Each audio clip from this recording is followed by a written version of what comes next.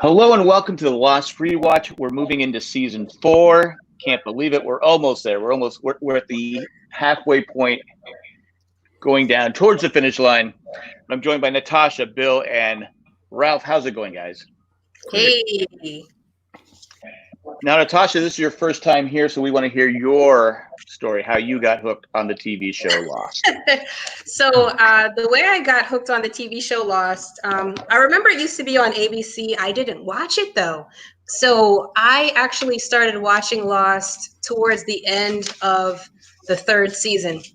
And the only reason why I did was because the person I was dating at the time, he used to have Lost watch parties, but it was just him and his male friends. And I was like, I'm just here at his house and he's completely ignoring me just to watch this show. And I'm like, Wow, okay, maybe it is a if lot. I get into this show, because this is me in my youth, you know? So I was like, maybe if I get into the show, he'll like me. So I actually started watching this show, and he used to listen to Jay and Jack and the official Lost podcast and everything. He was like, yeah, if you want to be serious about this show, this is what you have to do. So yeah, from there, I actually went back to season 1 and just started watching everything all the way through. But yeah, I ended up dumping the boy, but I kept Jay and Jack. So this was a good thing. You made the right decision, I think. Yes. So when you started watching season 3, were you confused what was going on?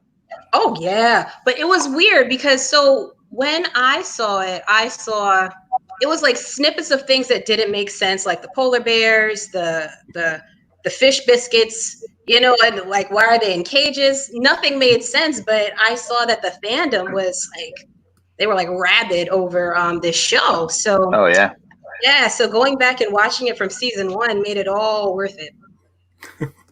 I used to have Lost watch parties too, but only I was invited, so there was nobody allowed in the room.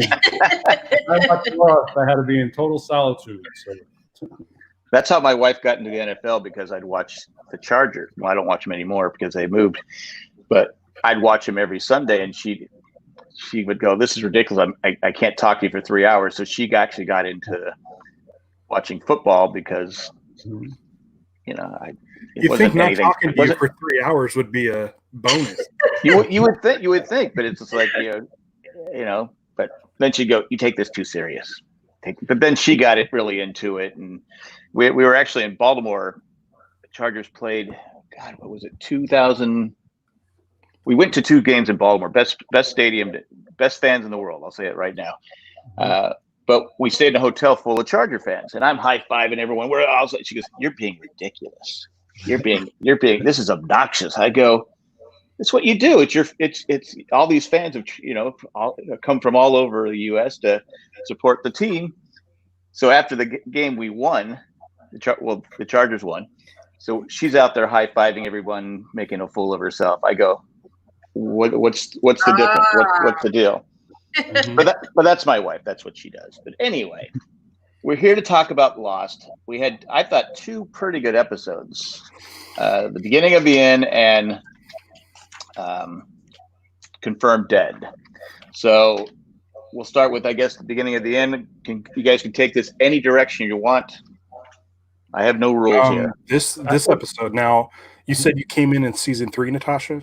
Yes. Okay. Yeah. So you had to wait the however many months it was between the Jack saying we have to go back to this point. Man, that was a killer. Yeah. It was a killer waiting for this one. Yeah. It was like 9 months, wasn't it? It was. I think by this point it was after. I believe it was after the writer's strike. Yes. I could be wrong. And they had decided on doing the shorter seasons for the last 3 seasons. Right. So yeah, I believe it was like the longest wait up until this point in watching the show. Man, it didn't come back until February, right? Something. It came back really late. But what was awesome about it is that right off the bat, we find out it's a Hurley episode. I think it's in season 1. The first Hurley episode is like episode 18 or something. Right. Yeah. We had to wait forever to get Hurley's backstory. So to get Hurley at the beginning was fun. And as a diehard viewer of the show, I wasn't fooled at all. Like I wasn't confused.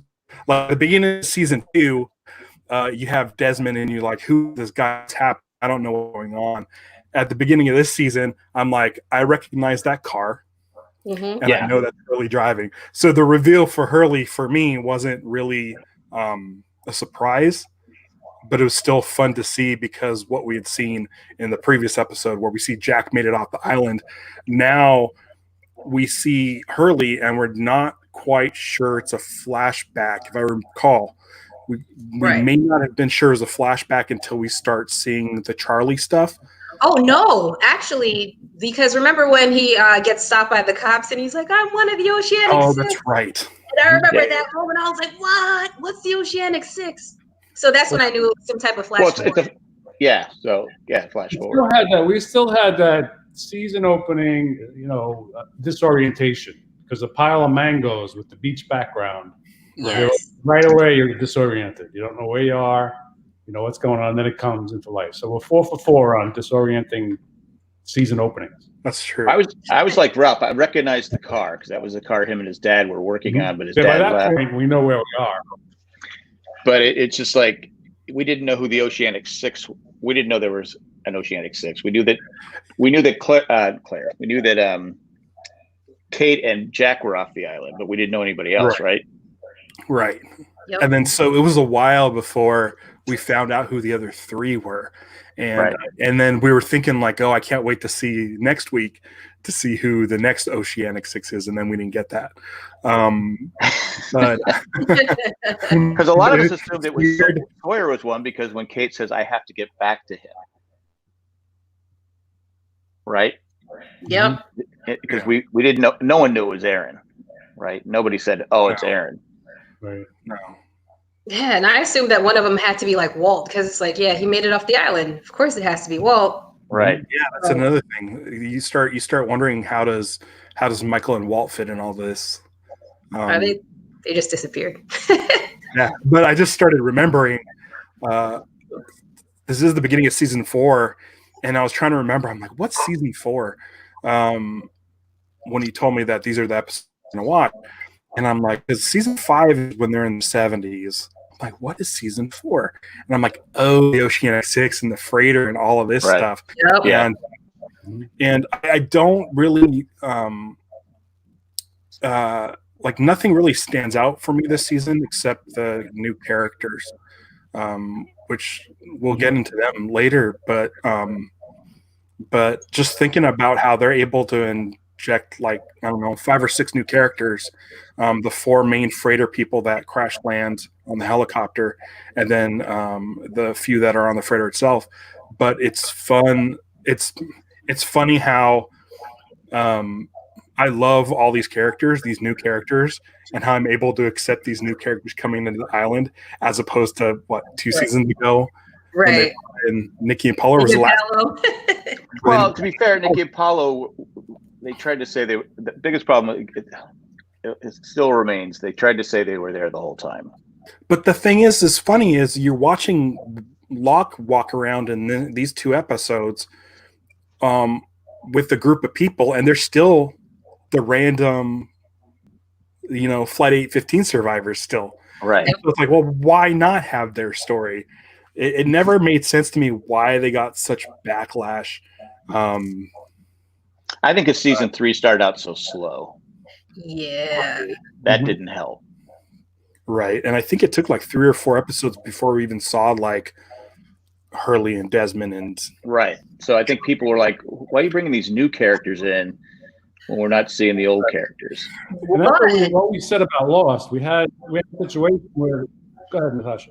Oh, no, I was just gonna say with Nikki and Paolo, in comparison to the characters that we saw in season 4, I felt like their backstory wasn't all that strong, and they weren't interesting. Like we're seeing, like people who can speak to ghosts. I mean, there's like real interest there, versus we didn't really get their backstory.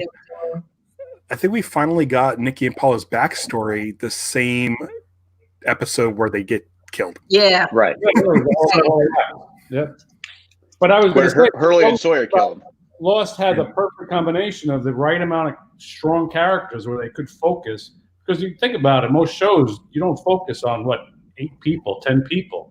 And we knew those 8 to 10 people pretty good.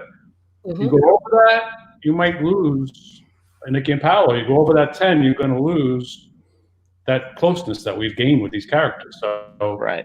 I guess there's got to be a cutoff. Yeah. You really can't spread it out. I guess again, it wasn't fair. It wasn't fair to them, but it's just the way it happened, and the fans did not like Nikki and Paolo. Yeah. I didn't mind them. I thought that their story was quirky, but they didn't do anything to build up the rest of the Lost universe for the most part. It was just one of those. It was like a filler episode to me. So I never knew why people were so upset. I'm like, it's nice to have a filler. We can laugh about it. It was like it was like a Tales from the Crypt episode, with the ending. Yeah, exactly. Yeah. Oh gosh, that's right. They were buried alive. Oh, I forgot about that. Yeah, Hurley and Sawyer kill him. Damn. Yeah. Got bitten by a poisonous spider. They're paralyzed.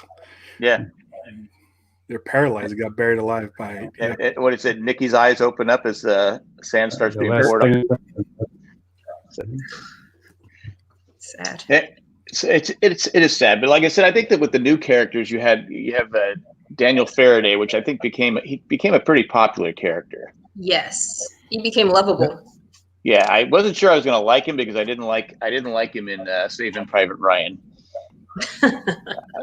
I really didn't like him in Saving Private Ryan, but he became a popular character, and Miles, I think a lot of people liked Miles. He had that attitude. He had and like you said, Natasha, he could speak to the dead, so he had that going for him. And you have Frank Lapidus. Who does not love Frank Lapidus? Oh, yeah. Cool. He can fly anything. Mm-hmm. He's great. I was thinking about it, and I'm like, oh, I like all these characters. Charlotte's kind of whatever, but then I started thinking about Charlotte and remembering tidbits about Charlotte's past and her being born on the island, correct? Yes, she was. Yeah. Thinking that, yeah. Because that's true. I forgot about that. We see her on the island, child. Dare has a connection with her back when he was there in the 70s as well. I want to say that the island stuff in season 5, which is my favorite season, because it centers around the island, but I recall it starting in 1977 and them going for 3 years. And in this episode, I believe it was the second episode we watched, Benjamin Linus mentioned that she was born in 1979.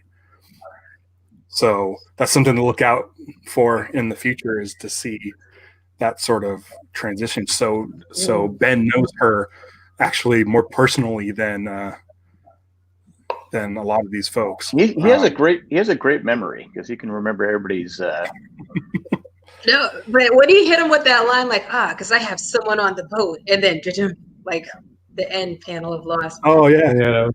Well, I remember that was because Jay and I got a few episodes that were ahead of time that weren't completed yet, the Confirmed Dead was. I think we got the first 4 episodes of this season, and there was a lot of stuff like the voices. Mikowski's voice wasn't the same, but it was just and a lot of the backs. But I remember when they said we have a man on the boat, I go, that's got to be Michael. I go, but we can't say anything because we'll be spoiling people. So we had to keep it a secret, because until people saw the episode. But wait a minute, you knew just inherently that it was Michael, or you knew it was Michael because you saw the episodes? When I saw that, when Ben said he had someone on the boat, I go, it's Michael. It's got to be Michael. Mm-hmm. Well, we knew he was coming back for a few episodes. That's true. Yes. So that helped. I said, it's got to be Michael. Who else would it be? Mm-hmm. But anyway, we had to keep it a secret. We couldn't tell people and all that fun stuff. But this episode, what I forgot about this episode was, we had the final episode, Through the Looking Glass, where Charlie dies and we get all emotional. But then they bring it right back to us. It's even worse this time because you have Claire crying, you have Hurley crying, you have they're all emotional about Charlie's death that we had to live through it again. Right. So I didn't think that was fair. And the thing is, I haven't been keeping up with the rewatch.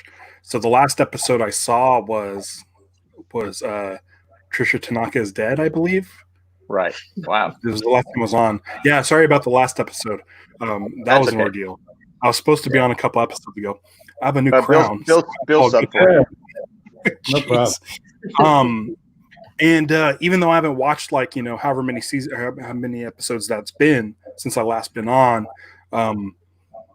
watching the previously on Lost and seeing Charlie's death, and then knowing that after Hurley does the cannonball, he's going to see them, just hit me again. It still just hits you. You can jump in the middle of any episode and still be right back in the emotional side with all these characters, and it's oh my gosh, that scene always sucks. It always is no good.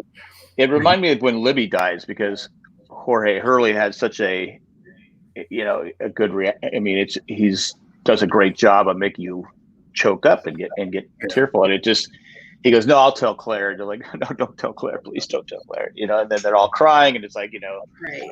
It's sad, and we have to live through it again. It's one of the things is, I think, especially with Hurley, is that every character on the show is like a person you don't really,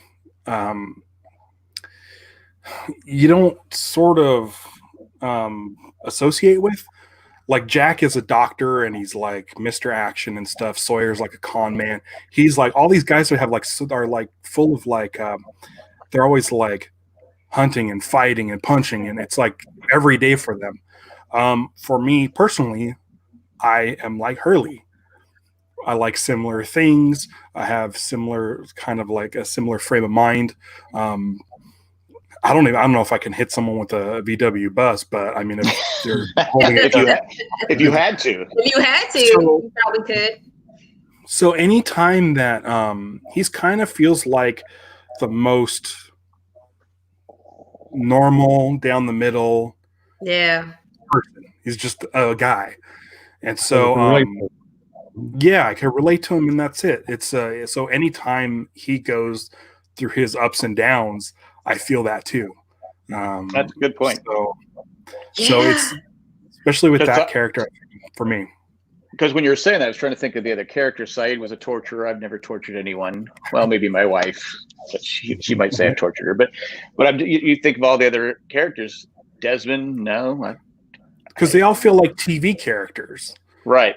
Hurley doesn't feel like a TV character. He feels like a guy. And I feel like also Charlie becomes that, because in the first season, Charlie is a rock star, which I don't relate to at all. He's a drug addict, which I don't relate to at all. But his arc kind of ends somewhere in season 2, season 3, where the rock lifestyle doesn't come into play. The drugs are out of play. And so he's kind of a guy. And so seeing him do his heroic act and him sacrificing himself for, to help the others, and his relationship with Hurley. Yeah. To help Claire and Aaron get off the island on the helicopter that didn't happen. Yeah. So it's one of those things where just Jack and Locke fighting with knives and stuff, that's just fun TV, but sprinkled in are just these real people that you can relate to, which I think kind of helps the show a lot. I feel like Claire's one of those characters. Yeah, I think she is. I can kind of relate to her. What about Jen Kate? Some extent. Kate's a little much. I'm not a murderer. I've never blown up a house before or robbed banks, or she seems like a TV character. I want to hang with Lapidus myself. But. Yeah, Lapidus is my guy. Yeah, I can hang with. He one of the greatest moments in Lost, one that always makes me smile, is the Ajira plane. Oh. When the Oceanic 6, I think it's at the end of this episode, at the end of the season, when the Oceanic 6 all get on the plane, and it's just them. Hurley's bought all the tickets up and gave the other 5 to the Oceanic 6. and Lupita's comes out of the cockpit and sees them sitting there. It's like, we're not going there, are we? Like, no. We're not going to Guam, are we? Yeah, that's what it was. This is one of the it's the second episode. I feels more like a season opener. The beginning of the second episode we watched feels more like a season opener than the open of the episode we watched, which is the drone underwater, the submarine finding the bits and pieces of the oceanic, which raises a whole another slew of questions. You're right. Yeah, because it's like the first episode, it almost felt like a closer to season 3. So we're finally like tying up those loose ends, and now everyone knows that Charlie actually died, and that Naomi was actually not good, and all those things. And then we get to the episode 2, where we're just going like full steam ahead and introducing all these new characters with like a whole new like storyline and new baddies for the show. And you see an oceanic plane underwater. You see a captain. Yep. I don't know what newscast says. Can you identify this bloated object under the water? Call this number if you recognize this man. I meant to go back and watch the where we see Seth Norris to see if he had a ring on it. I forgot all about it. Yeah, I was like, what kind of newscast leads with that? I was like, yeah. I mean, he's showing the dead body floating around. Also, some sort of like unsolved mystery show or something. Yeah, because actually, he does call the number that's on the screen, and he hooks up with the people that have got the conspiracy going. They're like, "Oh, I always assumed that because he was a pilot, he knew that number. Was that number on the TV screen? Or was it watching TV? I thought they said if you have any information or if you know somebody that was on it, or there was something about that. Yeah. Well, then we get the dun dun dun. He was supposed to be the pilot. Right. 8:15. It's like, what? What are they doing there? Question after question. Because even the first episode, you have, going back to the first one where you have why was Hurley seeing Charlie? What was your theories on that one? He's a ghost. He's visiting him. I thought that was a smoke monster trying to get him to go back. But can the smoke monster get off the island? He can't get off the island. Can't get off the island. Right. And but that's what Hurley sees ghosts. That's what he does. Yeah. So, Yeah. He saw the cabin that first episode. Right. Which is awesome. We saw Jack's dad in the cabin too. Right. Mm-hmm. Yeah, Jack's dad was in the rocking chair, right? Or was he the one that popped his head? And who popped his head? Head in the window, or the door hole. Yeah, who was that? Do you guys remember? I don't think we know, right? I don't think it was identifiable. But then when Hurley says something about, I thought we were going to go to the cabin. Ben looked at him like, you know where you seen the cabin? It was a good cover though, the plane cabin, which is not the plane cabin. Not a great cover. It's quick thinking, but not a great cover. Well, it's his delivery because he's just not a good liar. So right. But we also had Jack still not listening to Kate because Kate said, Naomi probably went this way, and of course Jack goes, "No, Kate, she went this way." And of course Kate takes the phone and all that stuff but Kate was right. Jack and Kate bickering. Yep. Yeah. It gets a little old. Mm-hmm. Yeah. That's how we started season 3.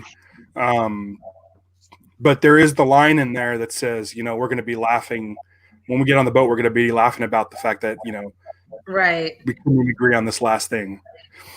Right. But one of my favorite, when I saw the title of this episode, I loved it. I love the title of the episode, the beginning of the end, especially after what we got the previous episode, which was like 9 months earlier. But the fact that it's almost like It's almost like the producers telling the audience, like, okay, listen, you guys say that we're making it up as we go along. But we now have this timeline set in place to finish this story out, and this is the beginning of the end. Like, this is from here on out, everything is planned out. And with the exception of I don't really have any problems with the whole series. I feel like the first half of season 3 has a little bit of a lull. But yeah, pretty much from here on out, everything is awesome. I love right. all of the story flows for sure. Yep.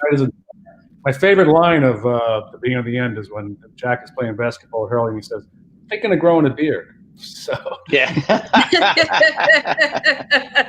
that's definitely a joke for the audience. Yep. Well, they also had Hurley said, he tells Jack, "I'm sorry I went with Locke." Yes. Right. Mm-hmm. Yeah, I'm sorry. That Which is I didn't great. really understand. When I was watching it the first time, I was like, why would you feel sorry for not, going with Jack versus Locke? Because if I was in that moment, I would think that, okay, Locke is making sense. The people on the boat weren't who they said they were. I want to live. Right. I mean, What's great about that line, though, is it's foreshadowing. So now the audience is thinking, well, why does he regret that move? Something's going to go down. So that's a lot of fun. It's one of those things where it sets you up for it gets you excited for what's to come. And, well, because you're also wondering too, because Locke for first time in the show's history is right. The people on the freighter, he was right about the people on the freighter, and Locke is, let's face it, is usually not right. So you're sitting there going, when we're watching, okay, wait, why would it have been bad because he went with Locke? What happened? So you had all those theories going. They did a great job in the first 2 episodes coming for anyone who liked theories and trying to figure out things.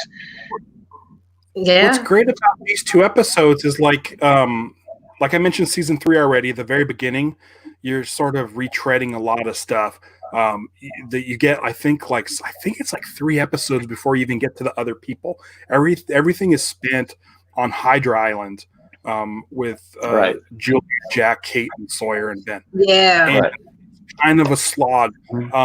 Season 2, you have the first 3 episodes.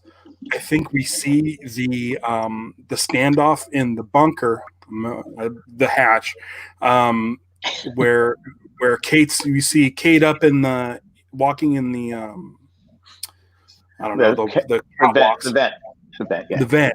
You see that scene like from 3 different angles on the 3 different episodes. This season, these first 2 episodes are so different, and you get so much new information. And even though you do wrap stuff up, you still start getting new stuff, which is awesome too. Even like Charlotte pulling up the collar with the Dharma symbol on it. Yeah, and that, like, we all know what that is now and how it got there. But at the time, it's like they toss in mysteries, they toss in new characters that are interesting, and you know that these characters are going to become integral to the story. You get mysteries that pay off. You get a lot of good character stuff, but it's like this season like hits the ground running. There's no dilly-dallying. Every single moment is important. Even a short scene like that with Charlotte and it was like a little Indiana Jones snippet. It was just like an epic little scene. Yeah, they're in Tunisia, and they say it's a polar bear in the desert. And then Charlotte starts. She starts digging, and then the collar, and it's like going. What's kind of fun about that scene is that the audience knows a little bit more than the characters do. Usually we're kind of stuck with the characters. So now we're like, well, I know what the Dharma logo is, and I know where the polar bears are. We don't know how it got there, but we know a little bit more information than Charlotte, and that's kind of fun. That's exciting. In Lost, there's not a lot of moments where we know more than the characters do. We're kind of stuck being on the ride. And so what's fun about that, especially that whole episode, because like you said, it's weird that he was able to call the news right away, but we get 4 flashbacks in one episode. Yep. So they got to do them. They have to like move story. And so I'm assuming that whole thing with him calling the news to say that's not him. I know Seth Morris. Is that his name, Seth Morris? Yep. They have to like really truncate these scenes so you get to know everything about these people, and it is fun that they're able to tie in these people with the story that we already know up to this point. So seeing Daniel's flashback and him crying, watching the wreckage, Right. is fun because now you get to see how this plane crash affected people on the outside world. We haven't seen that before. We only see how it's affected people on the island. And so it's nice to be able to see what's been going on in the outside world and these 4 people that are completely drawn to the island through this news footage. We don't really get the info on Miles yet, but we know his tie to the island. So right, these are good episodes. These are really good episodes. Yeah, they're excellent episodes. But well, the plane was the fake plane was in Bali, Indonesia. Was that 1,000 miles off course from where they were? Did anyone do that? Remember if anyone ever did the math on that? I don't know. I just remember it was just in the Indian Ocean, and they definitely missed that because that's what the pilot. That's the last transmission the pilot gave to the tower. Yeah, we're 1,000 miles off course. Mm-hmm. Yeah, right. So I was wondering if anyone, I cannot remember because I was trying to remember. And it was one of those things I had to look up, but I watched it late last night and forgot to check. But I wonder if that's 1,000 miles from where their location would be. Mm-hmm. If whoever planted the airplane, whoever staged the fake crash, right, included that bit of detail, which they didn't on the pilot's ring. No. They missed some details. Did they actually use dead bodies, like real dead bodies? If I remember correctly, they did. Like they did. Yeah, they did because there was a grave. Didn't they? They had funerals. Graveyard. Yeah. Mm-hmm. Yeah, they use real dead bodies. Not the show, but And who was behind the whole planting of the evidence? Was that Whitmore? It was Whitmore, wasn't it? Yeah. Yep. Oh, man. Charles Whitmore. Good shows. You got some good, season 4, 5, and 6 are awesome. Yeah. Yeah, I was having a lot of fun watching these episodes. This is actually since like midway through season 3, I think we talked about it. It's been fun to just plow through these because they're so good. Right. And like Natasha said, it's good television. I prefer sci-fi over let's say dramas. And season 1 is great because you want to know who the people are. But once you learn who the people are, then I want to see him go into the event and go with season 4, 5, and 6. That's what you get. You know the characters. The flashbacks aren't about who they are. We already know who they are. And so the flashbacks and flash forwards are more fun because you get to see where they go to and why they went there. The concept of the flash forward really injected new life into the series. Oh yes. We were done with the flashbacks. Right. They were kind of spinning their wheels on that, and so to be able to see, it's exciting because it made me want to know the stories again. Like I'm tired of Kate episodes, but now it's like I know she's off the island. Now I want to know about that. I'm tired of Jack episodes, but now I want to see what he's been doing between this part where he's hanging out with Hurley playing horse and he's like clean cut and he's dressed nice. What made him get to the point where he has the full beard and has clearly lost his mind? He's been pushed to the edge. I said on the last rewatch, when we have the scene where they have to go back, Jack is so unhappy off the island. He's miserable. and he looks like crap. He looks terrible. Kate, for whatever reason, is happy, and she's never, to be honest, she's never looked better. I mean, and I think that was done intentionally because you would think Kate would probably. We always thought, well, Kate gets off the island, she's going to be in jail. I mean, but she's not, and she just looks like, you know. I mean, that's what's exciting about that turn is it's like we all want to see it again. We all want to know more about the characters that we got bored with, right? You know, and I think Hurley's a great person to introduce these flash forwards with.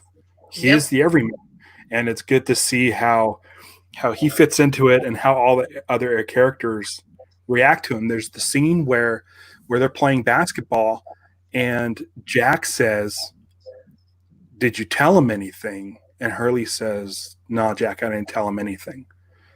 And it's like, okay, what didn't he tell who? Right. Who did he not tell anything? It's like, now it is a secret. Then it's like, okay, so Jack came all this way to Santa Rosa to make sure everything's cool. And I'm like, ooh, something's up. It's another mystery. And it kind of makes it more interesting. It's by this point, we're like, okay, we know that's going to be explained. I'm excited to start sticking pins in the board again and being like, okay, I want to know about this. I want to know about this and how they all come together. And I can't say enough about this back half of the series. Was Jack worried that Hurley was going to say something about Kate too? Maybe tell the truth about who Kate really was. I mean, I know it didn't come up, but I think just the island in general, mentioning any of that they're still survivors. I mean, we didn't know that at the time, but it was exciting to guess. But it was funny because there was a part where what was it? Abaddon? No. Who was asking? When he was in the jail and they were asking about Ana Lucia. And I guess that was part of their covenant to not say anything about anybody that they encountered on the island. And the detective was like, hey, you know, she was my partner, and are you sure you didn't see her? And he was just like, no, don't know what you're talking about. And that's when I was just like, wow, so they really had a vow of silence of everything on the island. Right. That was Abraham from Walking Dead. That was awesome. Mike Cudlitz. Wow, you're right. He's also in Band of Brothers. Who isn't in Band of Brothers? We're the only 4 people not in Band of Brothers. we're not English, British, but yeah, I did like that scene too. And then, you know, Hurley sees Charlie come swimming up to the glass, and and he freaks out. He freaks out, and he goes, "You want me to put you in an asylum?" Yes, thank you. So here's what's funny is so Charlie died in like the previous episode, or maybe the episode right before that. Like he was around like 1 episode ago, 2 episodes ago. He dies in the final episode of season 3. Yeah. Well, it's a 2-parter, but he dies in the.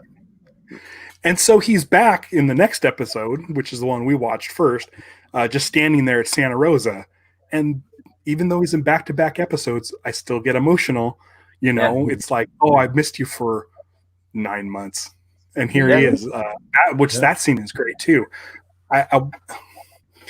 He's definitely a fan of Hurley Janine. I believe he's of Ghost. I don't know how. I don't know. He was in a transmitting room when it imploded. Maybe he's like a ghost in the machine. He can transmit his consciousness out. Crackpot theory, I don't know, but I don't think we really get explained how Charlie shows up in this episode. But I'm glad he does, because that scene gets me too. Yeah. It's weird. It's weird how everything revolving around Charlie, like he felt like kind of the soul of the survivors. Yeah, like he went through a big change. Like literally with that episode, The Moth, we kind of started rooting for Charlie, and to see him gone was just a bummer. Well, we felt bad for him too, because the last couple episodes last year, Desmond was saying you're going to die, you know. So and Charlie knew that for how long. That's true. a little compassion for him. Well, But and then that's the thing. He didn't His have to mission die. was That was the whole thing. Yeah. Yeah, he didn't have to. But his mission was to keep from dying. He did everything in his power to keep himself from dying and keep Claire and Aaron alive. And so he realized, the only way this is just going to keep on going, where I have to continually get them out of trouble. I'm the problem. Right. And just, he probably could have got out of there. He probably could have got out of that. I felt like he that was his moment. I think he was compelled to sacrifice himself. Yeah, he definitely was. Yeah. He's like, I can't keep doing this forever. So yeah, he just does it. You're gonna die, Charlie. Jeez, Desmond. Like, why does Desmond need to keep reminding him? You're such a downer, man. It's not something to forget about. But what was I gonna say? I drew a blank on what I was gonna say. I think of something. I forgot what I was gonna say. That's all right. You miss Charlie. I loved because Charlie was like you said in the Moth. We're rooting for him. We want him to kicked off drugs, but then so it's season 2 where he drags Sun with the Sawyer plan and all that stuff, and now we hate Charlie because it was Fire and Water. Yeah. I hated that episode because I hated Charlie, but then towards the end, Charlie has redemption, and like people said, what could they have done with this character after? What were they going to do with him? I mean, I don't know if Dominic Monaghan wanted off the show or if they just went to him and said, "Hey, look, we're done. We'll give you a hero send off," and which they did. They gave a great send off. Yeah. But I always loved Charlie and Hurley together. They worked well together. Yes. And they brought levity. That's the thing is both of those guys were kind of comic relief. They're always more lighthearted. Like Saeed. Like Saeed. To see one of them go. Yeah. To see one of them go is that you lose that. You don't have that anymore. And so it raises the stakes. You don't have any more levity. You still have Hurley, but it's like, well, now what? These guys were kind of what kept us, from just being horribly depressed the whole time. Right. And you lose one of those pieces, and it's like, man, this is not going to be fun. Luckily, we get Miles. Even during death, when he was at St. Rose, Rosalita's church, where the Santa Rosa Asylum home. Thank you. Charlie says, "Don't run away like you did in the snack shop." And he goes, "I was over by the Slim Jims. I look, and you're by the Ho-Hos. What do you think I'm going to do?" Yeah, exactly. And there's nothing better than a Ho-Ho. I'm telling you right now. But no, for real, like one was the heart and one was the soul. And it's like, if you took away Charlie, then it's like, we really did lose that piece of humanity of the show. And, he brought so much joy to all the characters. And I definitely felt like he was like the humanizing glue that brought some of the more radical characters together. Yeah. So yeah, I didn't want to see him die. I still thought, I was like, well, maybe there's going to be a way that he's not really dead. But then we come back and, funeral happens. Yeah. You have compassion. I mean, you understand too. Most people understand that addiction is an illness, so you really can't blame him for anything, for a lot of stuff. So you definitely have compassion for him from the beginning. Mm-hmm. Yeah, and it was very realistic. Like it felt like the thing is, like over time, just like what Jack was saying, there was times where I thought like, oh, this guy's such an a-hole, but he grew on me and he became this like lovable character with this huge heart and like eating the fake peanut butter and all those fun little moments made you really, really want to root for Charlie. Yeah. What we talked about in the last rewatch was killing off Charlie was giving us a glimpse of what was going to happen in the future, because Charlie was like Boone was a main character. Charlie was a main. He was one of the big. Obviously, going into the series, he was one of the bigger name actors. So if they could kill him off, nobody was safe. And I think that's what they were telling us by killing Charlie off too. Mm-hmm. Yeah. but hated to see it. I do like how Sawyer was more compassionate, more when he's walking with Hurley, he's hey, do you want to talk about what? He's your buddy, you want to talk about it? And he goes, no, I'm good. Mm-hmm. Yeah. Starting his armor starting to crack. Which is funny because watching Jack walk around with Juliet and Kate, and I'm like, oh, we're still at the point where they're trying to do the love triangle, and I'm like, right. Like my favorite relationship in this entire series happens in season 5, and that's Sawyer and Juliet. Yeah, I can't. I'm looking forward to it. I might start watching season 5 along with you, Jack.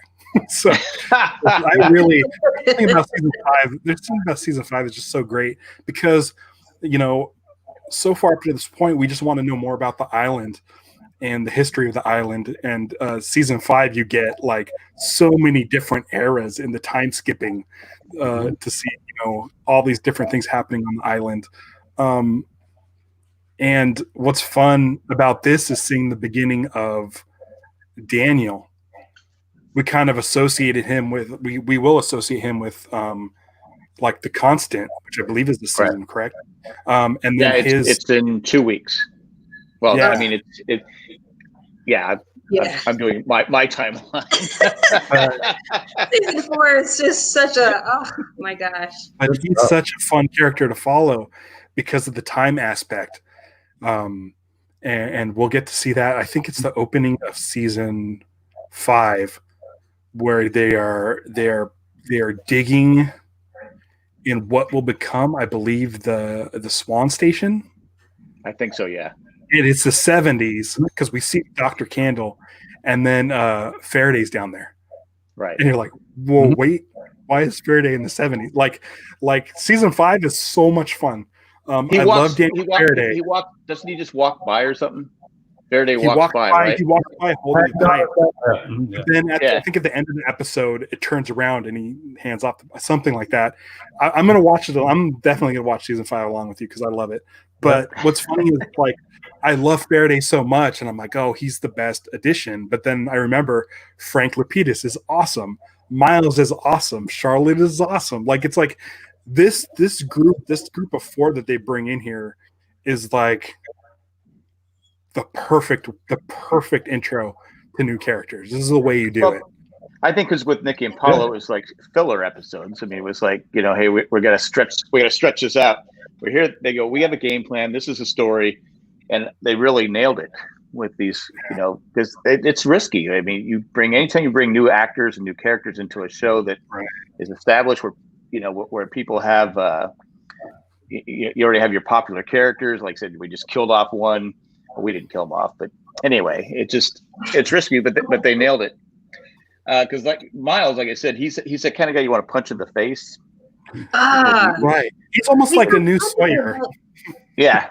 He started out really angry. He was very angry these 2 episodes. He definitely had a chip on his shoulder and was kind of like the gun made him feel like a tough guy. But I felt like he was just so interesting. Like I wanted, ever since I saw him introduced to the show, I wanted to see more of him. And I just wanted to know why he was on the island. Like, why would a person that can speak to ghosts want to come to the Lost Island? Because clearly he wasn't there for the same reasons that the other people were.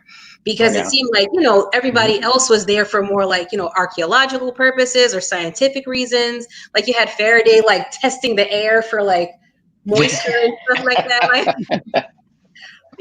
but he was there. He was just like, I'm going to find out the secret of this island. Because we saw how he went into that lady's house and was supposed to purge the ghosts, but was really there to like rob all the money. I was like, here, I'm going to give you a part of your, I'm going to give you a partial refund. That was nice. That was nice of him, though. What I like about that scene is that you're like, okay, this guy's an a-hole. He's kind of a con man like Sawyer, but wait a second.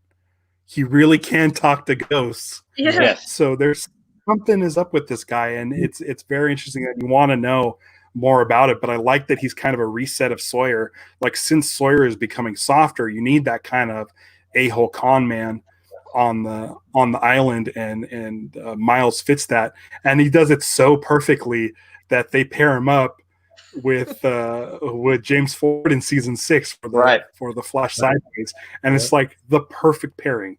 Having them as buddy cops, it's perfect pairing.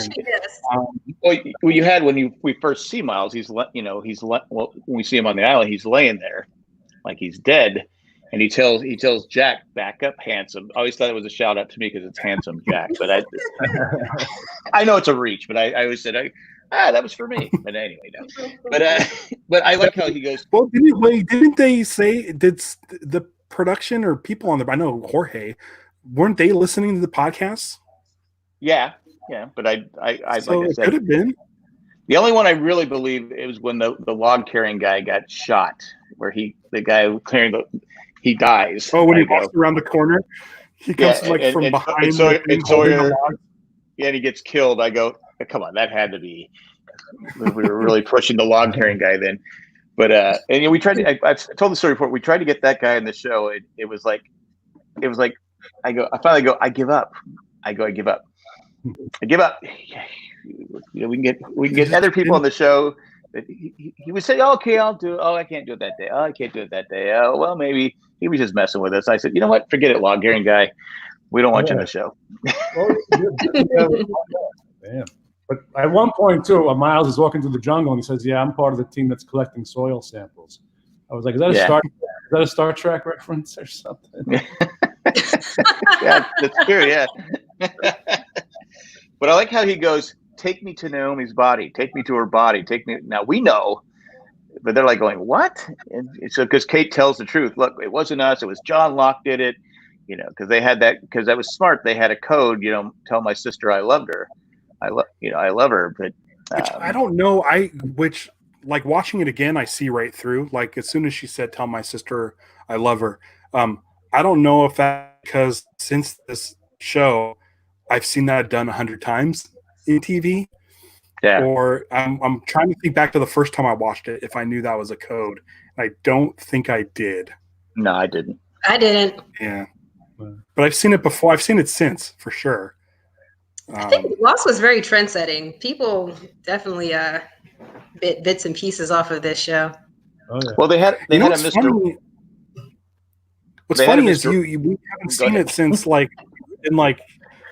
this is like what 11 years ago, 12 years ago, something. This episode, maybe even 13 episode. It still looks good, and the costumes don't look dated. Nothing looks dated. Everything still looks fresh and new. Like honestly, Lost holds up. I've been enjoying my rewatch. I've thoroughly enjoyed this. Yeah. All right, sorry, Jack. Go ahead. No, I was going to say they had a great misdirection because she doesn't tell them that she was that Locke threw a knife in her back. She said she fell from a tree. So we're really not paying attention to her saying, "Tell my sister I love her," because okay, she's covering, so it's like she's nice covering. So so it's like okay. Anyway. Yeah, it's like you're all sympathetic, and you're thinking like, "Oh, she covered for them," and she's like, she doesn't want them to get hurt by anyone else that's coming, and then you find out that she set the dogs loose with her little code. Because was it Miles? Miles goes to Faraday. Don't you remember the code? I don't know. Faraday's great. Yeah. Mm-hmm. It's great because he's able to play a genius whose brain's been just turned to mashed potatoes. I don't know how you do that, but he's like, it's the perfect casting. Yeah, I understand why Jack doesn't like him because of Saving Private Ryan. I didn't like him Saving Private, but I loved him in Justified, and it's Jeremy Davies, right? Mm-hmm. Yeah, and he was great. He was great on Lost. But I remember when I go, oh man, he was the coward in Saving Private Ryan. I don't like him. Oh, he just let that dude get stabbed. Yeah. Yeah. He played another weird character in Solaris, was it, with George Clooney?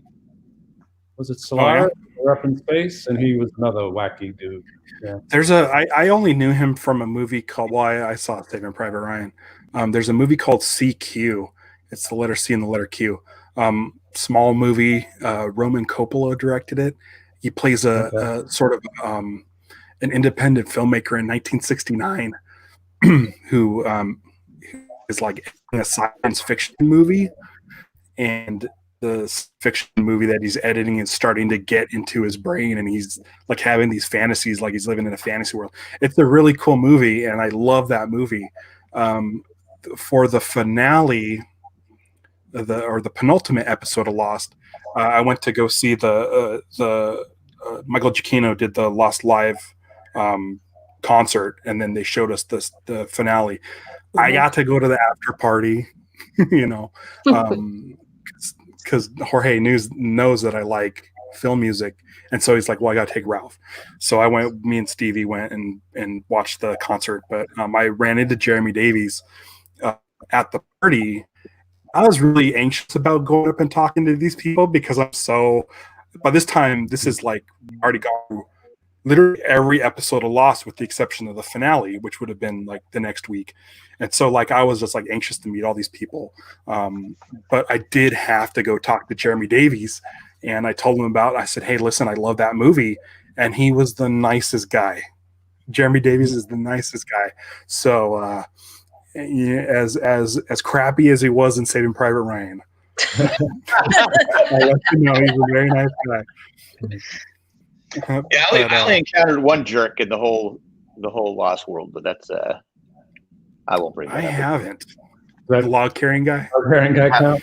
No. Well, actually, someone I met in person. It reminds me, but you know what?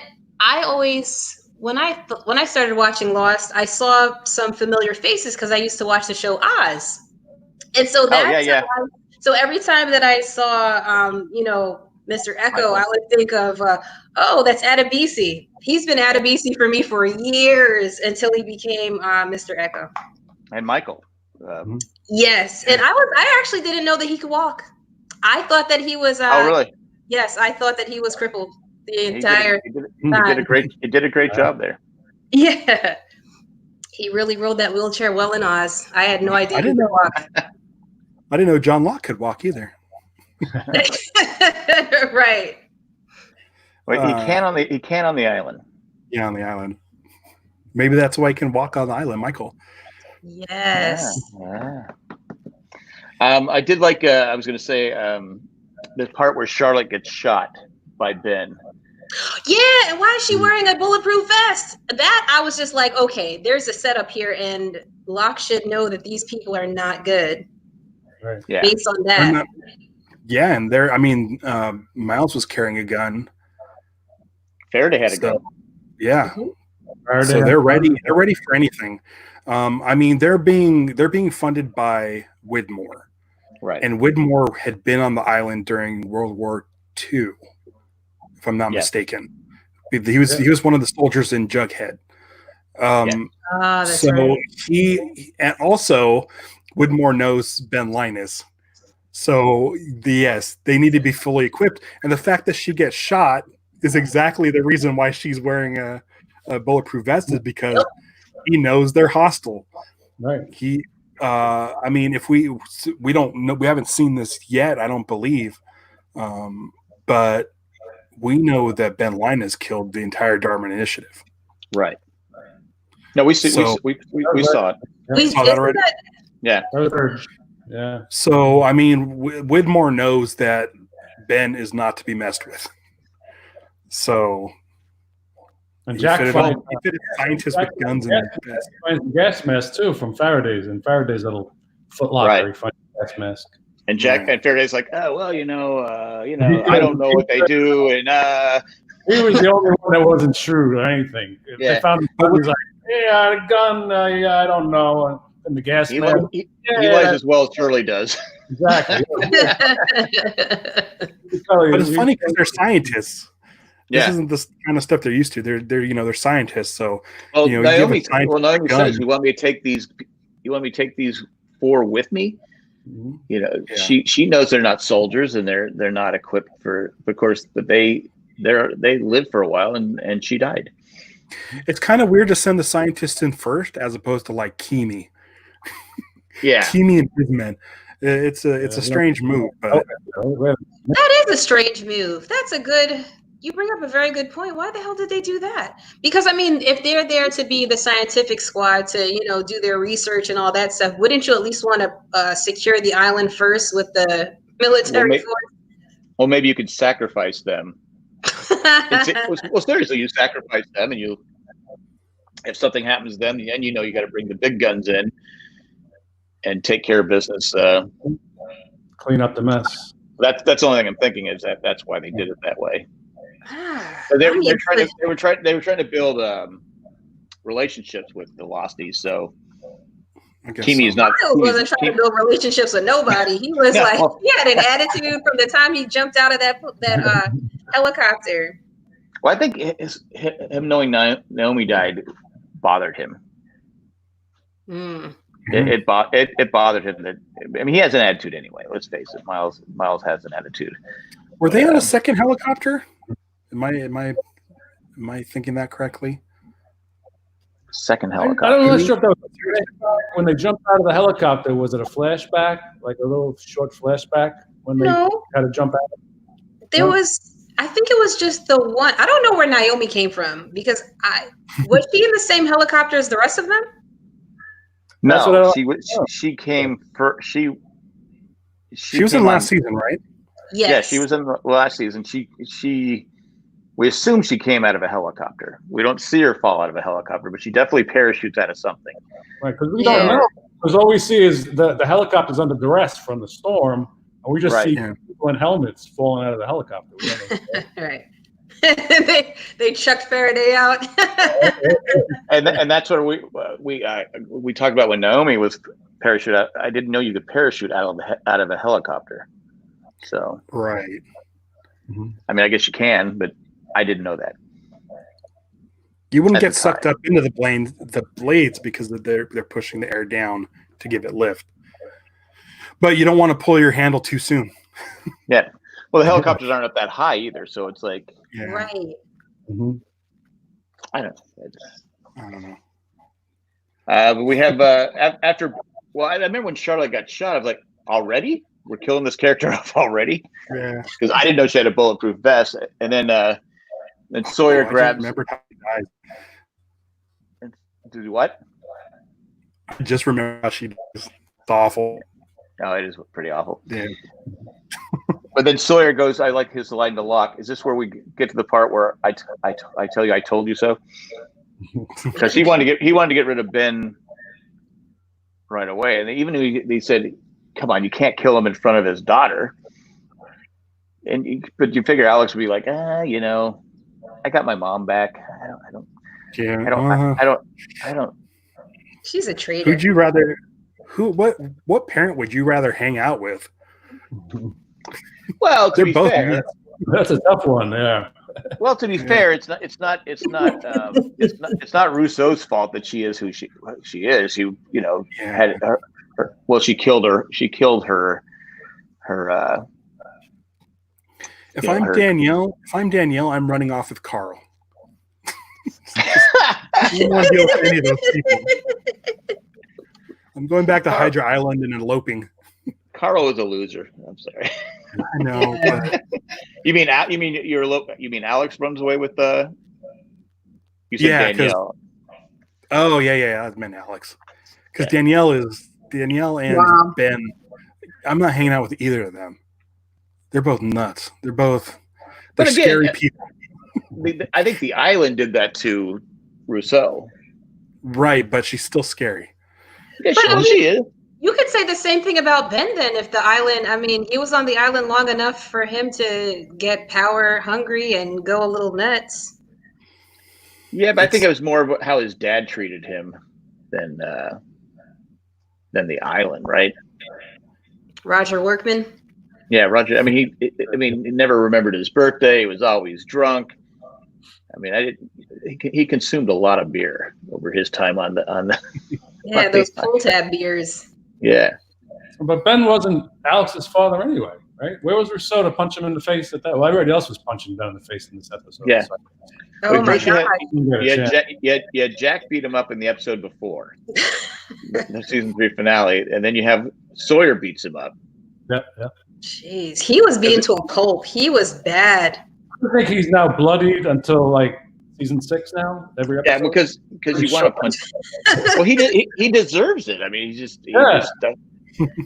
But even Sawyer goes to Carl, kid. He's just trying to push your buttons. Let it go. Right, and 2 seconds later, Sawyer's beating the crap out of him. I don't know. Good episode.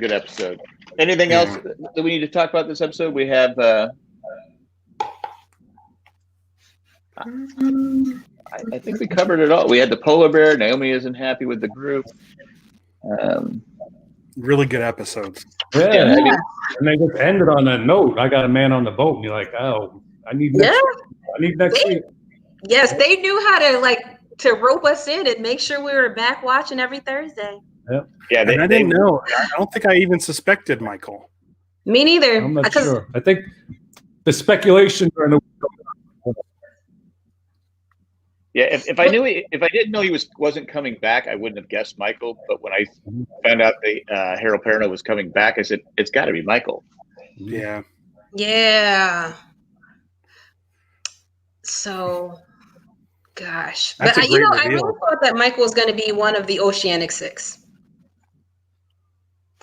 Yeah, I had no idea who the others were going to be. Richard Ground says mystery box after mystery box. Yes. Yeah. Again, 2 great episodes, and like everyone has said, it just the season the last 3 seasons just flow. I know a lot of people don't like the last season, but I like the last season. I have no problem. I did too. I love the last season. Not a bad really season. enjoyed it. It's a great way to bring new life into the show. Like, we've seen flashbacks for 3 seasons. We've seen flash forwards for 2 seasons. Let's do this alternate reality thing. It's a really fun, and like I said, pairing up Miles and Sawyer as partners. It's like how much fun is that? Right. Perfect. And you know what was weird? So after I'm doing a rewatch of these episodes, knowing that we had the flash sideways with an alternate reality universe. When I first saw the episode 2 opener, when they're looking at the ship underwater and all that stuff, I was like, wait a minute, did they already start the flash sideways? Because it threw me off. Once again, I had the disorientation. But yeah, they did such a good job with everything this season. Yeah. I feel bad for the people that gave up on it, because if I don't know how you can be so in love with the first couple seasons and just say, they're not giving me my answers, I got to quit. I'm not judging anyone, but I just don't know how. No, you can judge them. I judge because that's something that I don't like. That's when I have to stop being friends with people, because I had this one guy who, and it's we were best friends, and we would talk about Lost all the time, and he was just like, they never give me any answers, I'm gonna stop watching. And so he actually stopped watching, but we would talk about the show every single day the next day, and I'm like, dude, you don't watch the show. How are you even knowing anything? He would read blog posts, and he's like, oh, this is so dumb. I just heard that they did such as. I'm like, if you didn't watch the show, you have no room to talk about it. Just stop. But I don't know. I don't know if that's fair to do. I've stopped watching shows because they get boring and stupid. This show did not get. It didn't get stupid. It remained one of the smartest shows in the history of television, and it was still, like I said, the mystery, mystery, like Richard said, mystery box after mystery box. Like I said, who's the guy on the boat? Why is Charlotte there? Why what? Yeah, why are they at the bed? Yeah, and I get so people say, okay, they're giving us more and more questions to answer, but that was the fun part of the show. I don't get why people were upset with it. I don't know. I think some people just like things dumbed down for them. They're so used to things that don't involve any form of thought. You can just watch aimlessly. But this was not one of those shows, and that's actually why I appreciated the show, because it created community of people talking about theories and what's going to happen next, and looking for clues and all that type of stuff. It was more than a show. It was like an experience. Yeah, absolutely. Yeah, exactly. What's good about us watching it and taking in all the information is if you run across anybody like that and ask them if they say, oh, they didn't answer any questions, ask them, say, what question did you want answered? Because, just like conversations like this, we can put the pieces together and come up with a logical explanation for pretty much any question. I feel like the questions were answered. They just you weren't hit over the head. It trusted the audience to figure out the stuff on its own, on our own. And so people who couldn't find that subtlety might have been frustrated, but people like us who have conversations about it can, it builds community. It helps people come together and discuss it until we get to those answers, because the answers are there. They're just not dumbed down, and you're not hit over the head with it like some shows. Right. Especially all the way either too, because I guess in season 6, one character says, one question will lead to another question, so you got to stop it. Right. Yeah. So. Right. Exactly. Yep. I don't know. Like you just said, Natasha, the guy that he was just reading blogs. Why at that point? Why even read the blogs if you're not watching the show? Right. I was like, just watch the show. He's like, well, I don't like the show, and I'm like, then why are you reading the blogs? Because people are talking about it. I'm like, just stop. He wants someone to hold his hand and explain it to him. Yeah, I'm like, you're not a baby. You should be, and I'm like, these are smart people. You should be able to watch a show that's intellectually driven, in my opinion. Yeah, a one-of-a-kind show too. We'll probably never get it. We'll never get it again. No, this was definitely lightning in a bottle. But I mean, there's been some other good shows that have definitely kept me entertained, but Lost was definitely one of a kind. I do hope that they don't try to reboot it or remake it, because I've heard whispers. They will. Why? Mm-hmm.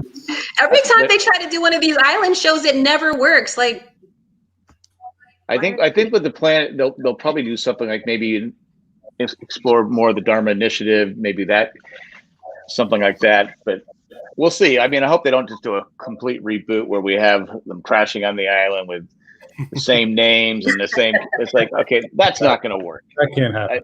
No, that can't happen. I'm trying to figure out the Dharma years where I guess it would, the part where Ben gets to the island as a kid. Anything before that would be fair game. Yeah. I'd like to know how Mother got to the island. What was her story? All right, you could do that. She went from the West Wing to the island, so I don't know if that. Oh, God. Richard wants to know the question: why is the basketball player from the Phoenix Sun on the boat and he has a winky face? I do remember that. Was it Charles Barkley? I mean, I can't remember who the. Kevin Johnson, right? Kevin Johnson. Oh, that's right. That's what. Thank you. God, it was driving me crazy. I saw that. I go. Kevin Johnson was the guard for the Phoenix Suns, right? And that was Michael's. We meet him. Alias. Oh, thanks for clearing that. That would have bugged me all night long. Thanks. Yep. Meet Kevin Johnson. Yeah. You guys are so smart. Mr. Uptight Michael. Anything else you guys want to chat? No, I'm good. No, that's great. From here on out, Lost is very, very focused storytelling, and you're in for this is nonstop excitement from here on out. I will say that this was the moment when you could finally tell, like, that these writers had a clear beginning, middle, and end to this story. Right. So it's like everything became so cohesive, and it just went like full speed ahead, and it was just so exciting. Everything. Yeah, there wasn't a stinker after this point. And they're short seasons. Yeah, short seasons. It's going to be easy to get through. Mm-hmm. But Richard, they're back in storage, Richard. That's it. Anyway, yeah, it's Lost. Like I said, Lost. I guess we can't say enough good things about it, but just a great show, and like I said, it brought so many people together. Yeah, that's still. Yeah, still almost as good as Heroes. Yeah. I I can't with you. Oh gosh. I'm That kidding. was one show that fizzled out so fast. Oh my gosh. Yeah, it fizzled out at the end of season 1 when they had the stupid. Save the cheerleader, save the world. Well, the fight scene that was so stupid. You're like, man. Okay, whatever. I know there's Heroes fans out there. Don't send me nasty reviews. It's okay. I mean, it's like for a show to jump the shark within the first season. That takes a lot of effort. They had no game plan, so. No, but wait a minute, didn't they? No, I was gonna say, like, weren't they affected by the writer's strike? But I feel like that happened before the writer's strike occurred. I think it happened before. Yeah, so they came out. I thought they came out the season after Lost did, right? Yeah. So yeah, they can't blame it on no strike. They were just terrible. All right, that poor writers. Yeah. All right, guys, that's it. Anything else? Just take it. You can talk about anything else you want to talk about. I'll say one thing because we're approaching Comic-Con season, and I'm super bummed that I'm not going to see you guys in San Diego. You're breaking my heart. I know, it's awful. Because I see you. It's costing San Diego about 100. Yeah, I've seen you guys every single year at Comic-Con. That's been my tradition, and that's where I met you, Jack. And I was actually dressed as Naomi, ironically. Yeah, I do remember that. Yes. That is how we met. But I mean, the fact that Comic-Con is not going to be happening this year makes me so sad. And I did have a question for you. Since now it's Comic-Con at home, will you guys still be doing a Comic-Con related panel or no? I'll do it. I'll moderate if you want. Oh, they're doing a Comic-Con like Zoom? Yeah, yep, they're doing Comic-Con at home, so they're going to have like the online panels and all that stuff. I didn't know anything about that. Let's do it. Good. I can finally get to go. Great. Yeah. Right. This is news to me. I guess I'll have to find out. I don't know. Yeah, because I've been seeing something like, because there's not like actual panels in person, but I've been seeing little advertisements for certain things popping up for Comic-Con at home. Just like how they did, what is it called? What was the convention that was supposed to take place around like early April but didn't happen? WonderCon. Yes. WonderCon. They had WonderCon at home, and so they did a bunch of, yeah, they had panels that were just like, Zoom or streamed or however. And so whenever they would pop up, they would just like shoot a tweet out on Twitter, and I would just go over and tune in. Mm-hmm. So I'm gonna have to check in. I'm gonna have to write that down because I will forget. You can do a whole panel. You don't even have to leave your house. Nice. Yeah, I like going to San Diego. You don't want to end the streak. Yeah, it's been 11 years, something like that. Yeah. Gosh. That's nuts. Yeah, I remember the first time I had to do it. You guys are rock stars, though. I remember your room was always so packed, and I was like, I'll be okay. And then it was like standing room only, and then you had like the fire marshal people like, you can't stand there, you have to leave. Well, they moved us to the library. They solved that problem. It's a nice place, but it's a long walk. Yeah, that's the biggest problem is people go, well, if I go to that, there's no way I can make it back for this. Yes, that was always my challenge with the library. Even though I would always try to make it, I just knew that I couldn't really do much of anything immediately right after because I wasn't going to get into anything afterwards. Again, if they would just they put the bridge, I'll say this 1,000, they put the bridge in the wrong spot. They put it by Petco Park. You still have to walk. You have to get through. If they would have put it where the trolley, right where the main thing is, just have the bridge where people. The problem is the traffic keeps. You have traffic, you have trains, and you have all those people. It stops. If you had a big bridge where people could just walk over, it would just keep flowing. And I don't understand why they put the bridge or have a tunnel that goes underneath the tracks. But they didn't ask me, and I know, but I know that San Diego's library. San Diego's losing $100 million. Really? Yeah. Damn. It brings $100 million into the economy. So I can imagine. I sit there and eat all of those chips and salsa every single time. Yeah. All of the it. hotels and the restaurants are packed. And, Oh yeah. Yep. And all the merch that people buy. Oh my gosh. Yeah. It's crazy that they had to cancel it. I mean, they couldn't, with people coming from all over the world. I mean, they just couldn't risk it. Yes. Anyway, how depressing. You know what? We're going to turn that frown upside down. Let us know if you're going to do a Comic-Con at home panel. Yeah, I'll text. Jay's probably sleeping. It's 9:30. But I'll...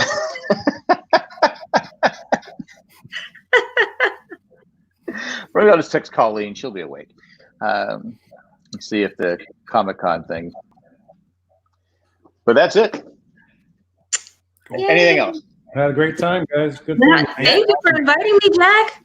No problem. It's always fun talking Lost with anybody that comes on here. It's a blast and get different perspectives and all that different stuff. And let me know when you hit season 5.